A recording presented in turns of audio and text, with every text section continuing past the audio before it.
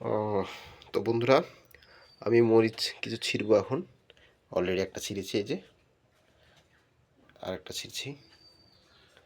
নিজের গাছ থেকে মরিচগুলা ছেঁড়ার আলাদা একটা সুন্দর অনুভূতি আছে, যেটা আসলে যারা কৃষি কাজ করে বা যারা নিজের ঘরে টুকটাক গাছপালা লাগায় তারাই জানে। আজকে মরিচগুলো কিন্তু আমি খাবো না, আমি আমার একটা কলিগকে গিফট করব। উনি বলছে যে আপনার গাছের মরিচ যদি ঝাল হয় তাহলে তাকে যাতে আমি দিই। ও, সেই কলিগের জন্য আজকে মরিচগুলো ছিঁড়ছি। আমি মোটমাট 4টা মরিচ দিব তাকে। আমার এখানে 5-6টার মতো আছে, আরও অন্য গাছগুলোতে 3টা আর একটা দিব। বাকিগুলা আর একটু বড় হোক তারপরে।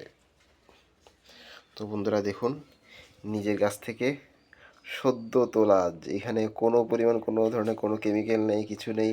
কি তরতাজা মরিচগুলো দেখুন, একদম চকচক করছে, সবুজ। কোনো ধরনের কোনো কেমিক্যাল নাই, কোনো ধরনের কোনো পেস্টিসাইড নেই, কোনো ধরনের কিচ্ছু নেই। জাস্ট নিজের একটু যত্ন, সপ্তাহে একদিন একটু পানি দেওয়া, একটু মাটি খুঁড়ে দেওয়া, তরকারির উচ্ছিষ্ট অংশগুলা মাঝে মধ্যে দিয়ে দিই।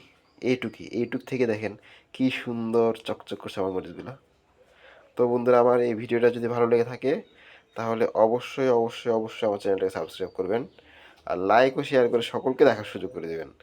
কারণ আমি চাই আমার দেশের প্রত্যেকটা মানুষ তার ঘরের মধ্যে কিছু না কিছু সবজি করুক, যাতে